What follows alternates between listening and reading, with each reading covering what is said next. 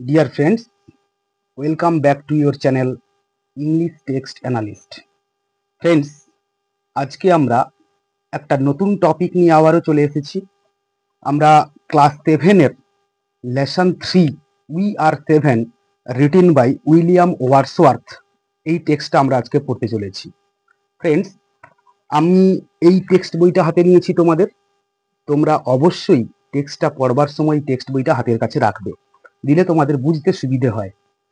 তো ফ্রেন্ডস, আমরা এই টেক্সটটা পড়বার আগে আমরা একটুখানি উইলিয়াম ওয়ার্ডসওয়ার্থের সম্বন্ধে জেনে নেব।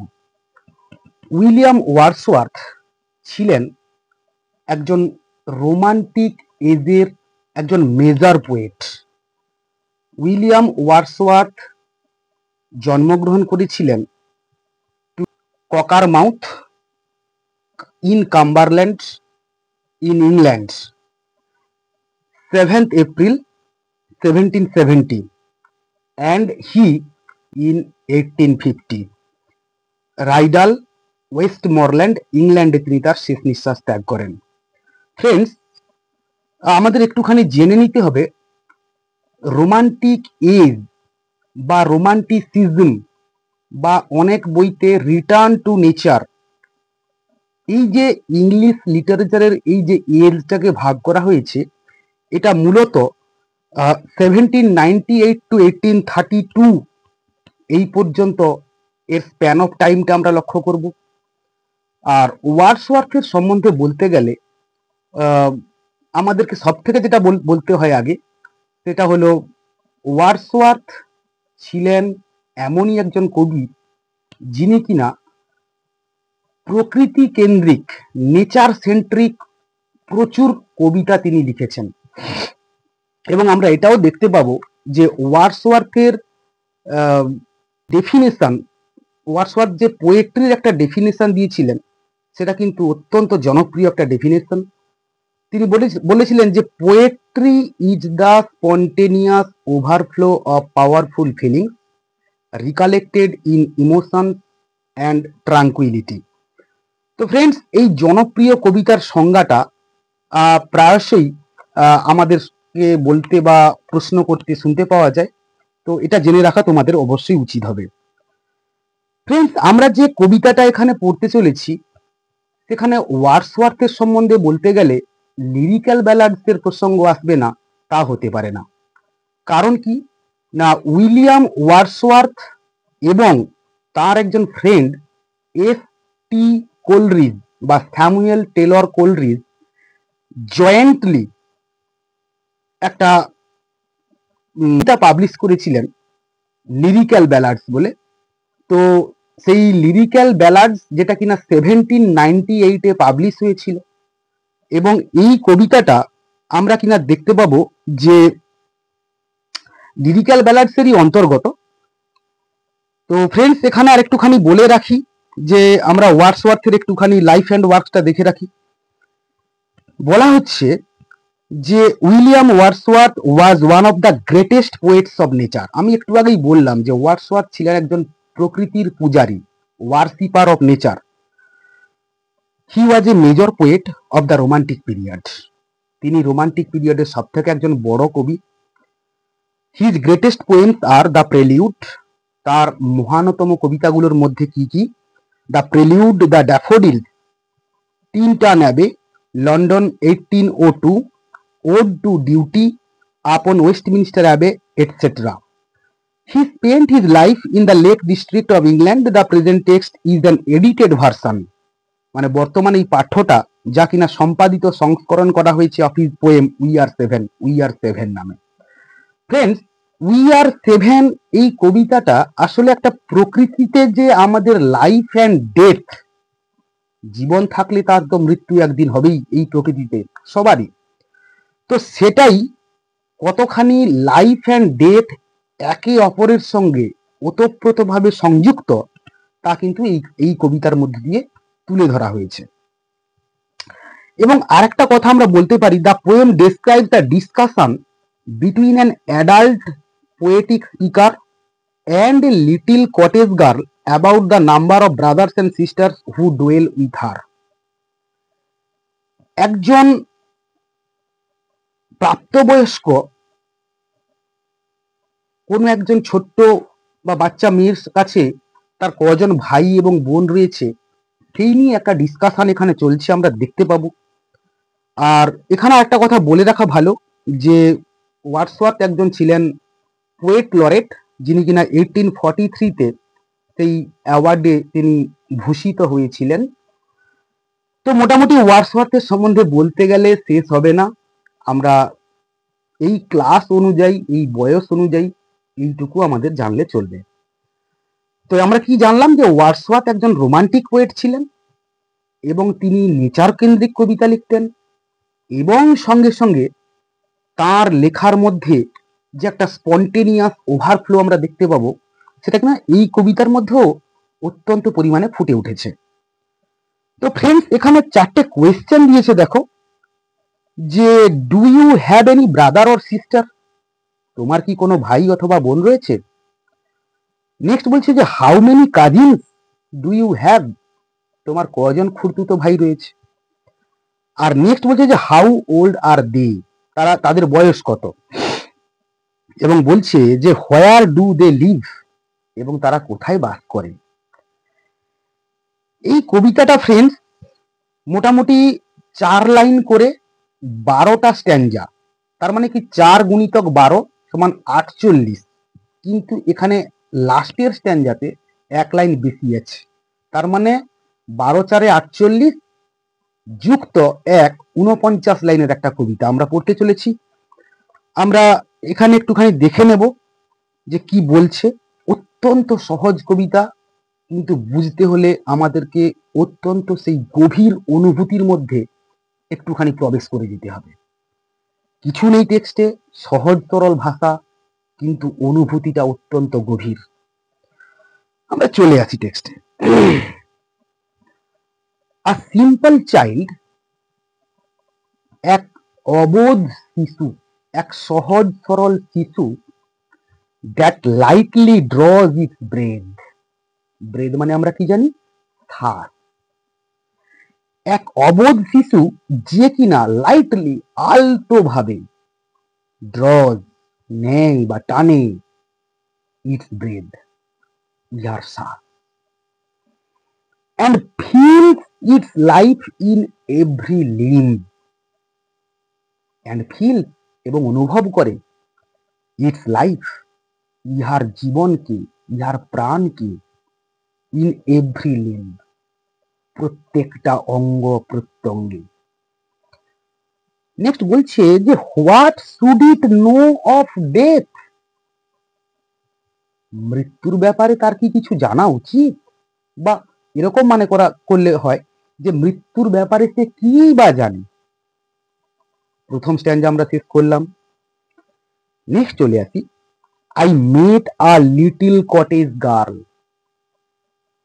পোয়েটিক পার্সোনা বলছেন যে আমার এক কুটির নিবাসী মেয়ের সঙ্গে সাক্ষাৎ হয়েছিল, বা আমার এক কুঁড়ে ঘরে থাকা এক মেয়ের সঙ্গে সাক্ষাৎ হয়েছিল।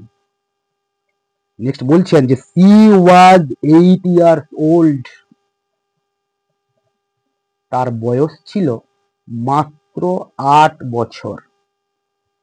কবি জানলেন কি করে, বলছেন যে সি সেড, সে বলল। নেক্সট বলছে যে her hair was thick with many a curl,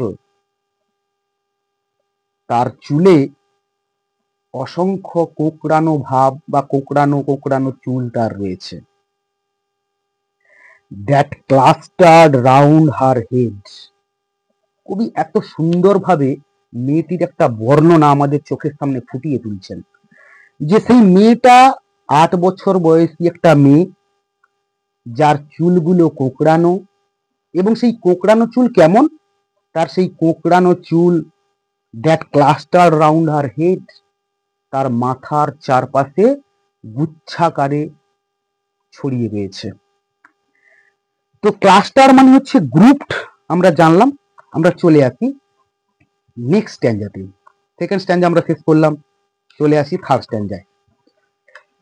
তো ফ্রেন্ডস এখানে কি বলছে দেখো, she had a rustic woodland air. দেখো রাস্টিকটা একটা অ্যাডজেক্টিভ, রুরাল থেকে রাস্টিক, রুরাল মানে আমরা কি জানি গ্রাম্য, তো রাস্টিক, যে she had a rustic woodland air, তার মধ্যে মানে ওই বাচ্চা 8 বছরের মেয়েটার মধ্যে একটা গ্রাম্য বা একটা গেঁয়ো ভাব রয়েছে, এবং তার মধ্যে একটা কি বলা যায় যে সেই যে গ্রাম থেকে একটা মেয়ের যেরকম তার হাবভাব, সেরকম একটা হাবভাব কবি পর্যবেক্ষণ করছেন এখানে। নেক্সট বলছে and he was wildly clad. Wildly মানে এখানে বলবো যে অত্যন্ত মানে এলোমেলো ভাবে, যে সেই বাচ্চা মেয়েটা অত্যন্ত এলোমেলো পোশাকে আবৃতা। Her eyes were fair and very fair. কবির অবজারভেশনটা খালি লক্ষ্য করো, কবি বলছেন যে একটা গ্রাম্য মেয়ে, তার হাবভাব গেঁয়ো, গ্রাম্য, রুরাল, রাস্টিক যাই বলতে পারো, কিন্তু তার চোখগুলো কেমন ছিল? অত্যন্ত চকচকে, উজ্জ্বল। আবার বলছেন অ্যান্ড ভেরি ফেয়ার, এবং খুব উজ্জ্বল। নেক্সট বলছেন যে her beauty made me glad. Beauty মানে আমরা সবাই জানি সৌন্দর্য, তার সৌন্দর্য আমাকে খুশি করেছিল বা আমাকে আনন্দিত করেছিল। নেক্সট স্ট্যান্জাতে আসবো, sisters and brothers little made. Little made মানে হচ্ছে লিটল গার্ল, ছোট্ট মেয়ে। তোমরা ভাই বোন মিলে কজন? How many may you be. তোমরা কজন? কবি প্রশ্ন করছেন। হাউ মেনি কজন? 7 ইন অল, আমরা সবাই মিলে 7 জন। he said, সে বলল। And wandering looked at me, এবং আমার দিকে অবাক দৃষ্টিতে বা বিস্ময়ে তাকিয়ে থাকলো।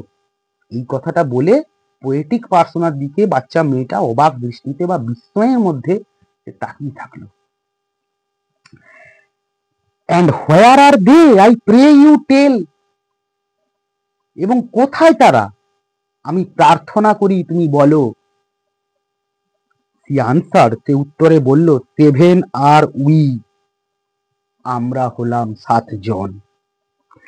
And 2 of us at Conway dwell, এবং আমাদের মধ্যে ওই 2 জন অ্যাট কনওয়ে বলছে মানে একটা প্লেসের নাম, তোমরা বুঝতে পারছো। অ্যাট কনওয়ে ডোয়েল, কনওয়েতে থাকি বা বসবাস করে। কনওয়ে হচ্ছে একটা ওয়েলসের একটি শহরের নাম, এখানে বলছে কনওয়ে। অ্যান্ড 2 আর গান টু সি, এবং আরো 2 জন সমুদ্রে গেছে বা সমুদ্র যাত্রাতে গেছে। নেক্সট টাইম যাই বলছে 2 অফ আস ইন দ্য চার্চিয়ার লাই, আর আমাদের মধ্যে আরো 2 জন গির্জার কাছে শুয়ে রয়েছে। বলছে and in the churchyard cottage I dwell near them with my mother. আমরা এখান থেকে মানেটা নেব যে and in the churchyard cottage I dwell near them with my mother, এবং ওই গির্জার কাছের কুটিরে আই ডোয়েল, ডোয়েল মানে হচ্ছে লিভ, আমি থাকি বা আমি বসবাস করি, নিয়ার দেম তাদের কাছে, উইথ মাই মাদার আমার মায়ের সঙ্গে। তো নেক্সট স্ট্যান্জাতে কি বলছে দেখো, বলছেন যে you say that 2 at Conway dwell, তুমি বললে যে 2 জন কনওয়েতে থাকে।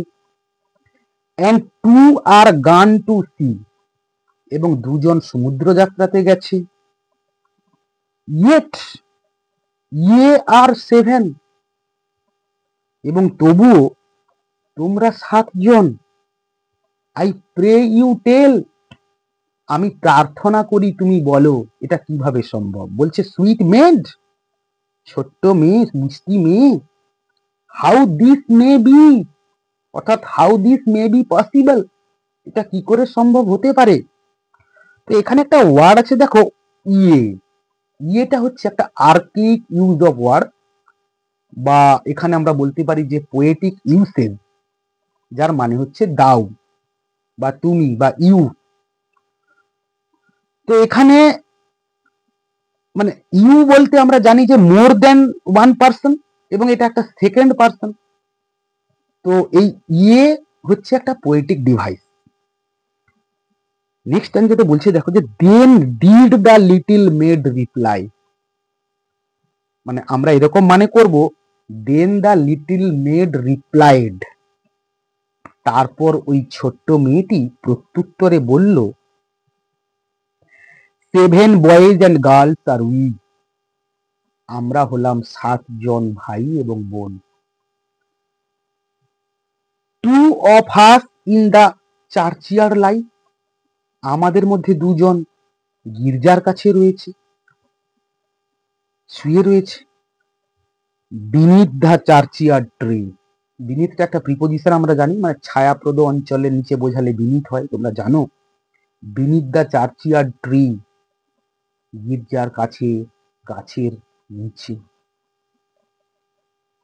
তারপরে বলছে যে their graves are green, they may be seen, grave মানে হচ্ছে tomb, their graves are green, তাদের সমাধিগুলো, তাদের কবরগুলো সবুজ হয়ে গেছে, মানে ঘাস হয়ে গেছে।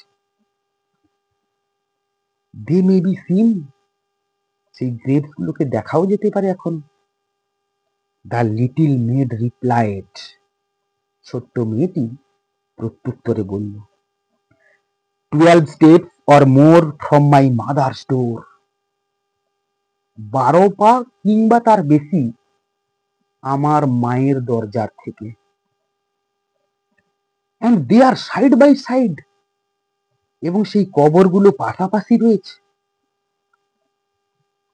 How many are you then said I, poetic persona বললেন, যা বললাম আমি, কি বললাম, যে তাহলে তোমরা সংখ্যায় কজন। If they two are in heaven, তাদের মধ্যে যদি 2 জন স্বর্গ আরোহণ করেন। Quick was the little maid's reply, ছোট্ট মেয়েটির প্রত্যুত্তর ছিল অত্যন্ত দ্রুত, বা অত্যন্ত দ্রুত ছোট্ট মেয়েটি বলে উঠল, ও মাস্টার উই আর 7, ও প্রভু আমরা 7 জন। বাট দে আর ডেড, কিন্তু তারা মৃত বা মারা গেছে। দোজ 2 আর ডেড, ওই 2 জন মারা গেছে। দেয়ার স্পিরিটস আর ইন হেভেন, তাদের স্পিরিটস মানে হচ্ছে সোলস, তাদের আত্মা স্বর্গ প্রাপ্তি করেছে। টি ওয়াজ মানে আমরা ধরে নেব it was throwing words away for still, তারা এখনো সেখান থেকে বার্তা বিনিময় করছে বা কথা বলছে। The little maid would have her will, ছোট্ট মেয়েটি তার নিজের ইচ্ছেতেই বলে। অ্যান্ড সে, এবং বলে, নে উই আর 7, নে মিনস হচ্ছে নো, এটাও একটা আর্কেইক ইউজ অফ ওয়ার্ড, এবং এটা একটা নেগেটিভ আনসার, যার মানে হচ্ছে না। অ্যান্ড সে নে, নো বা না, উই আর 7, আমরা 7 জন। তো ফ্রেন্ডস, এই ছিল মোটামুটি কবিতা। আমি শুরুতে যে কথাটা বলছিলাম, এই কবিতাটার মধ্যে যেটা দেখানো হয়েছে, লাইফ অ্যান্ড ডেথ কতটা মানে মানে ইন্টারলিঙ্কড, বা আমরা বলতে পারি যে জীবন এবং মৃত্যু কতখানি এই প্রকৃতিতে ওতপ্রোতভাবে যুক্ত, সেটাই এখানে তুলে ধরা হয়েছে। এবং এখানে বলতে গেলে আর একটা কথা বলা ভালো, the poem turns on the question of whether two account 2 dead siblings as the part of the family, অর্থাৎ এখানে কবি প্রশ্ন করছেন যে আরো 2 জন সিবলিংস, মানে হচ্ছে জ্ঞাতি, জ্ঞাতিকে তাদের নিজের লোক বলে ধরেছে কিনা জিজ্ঞেস করছেন কবি আর কি। তো এই নিয়ে মোটামুটি ছিল উই আর 7। আমরা শেষ করলাম এই টেক্সটটা। তো ফ্রেন্ডস, আজকে আমরা এইখানেই রাখবো। পরের দিন দেখা হচ্ছে নতুন কোনো টেক্সট নিয়ে।